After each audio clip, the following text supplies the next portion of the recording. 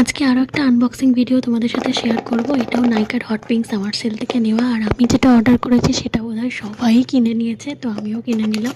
আমি ওটা এডিট করতে আর পোস্ট করতে অনেকটাই লেট হয়ে গেল, কারণ নাইকার hot pink summer sale already শেষ হয়ে গিয়েছে। তাও আমি প্রোডাক্টটা তোমাদের ট্যাগ করে দেবো, তোমরা চাইলে ওটাকে বাই করতে পারো।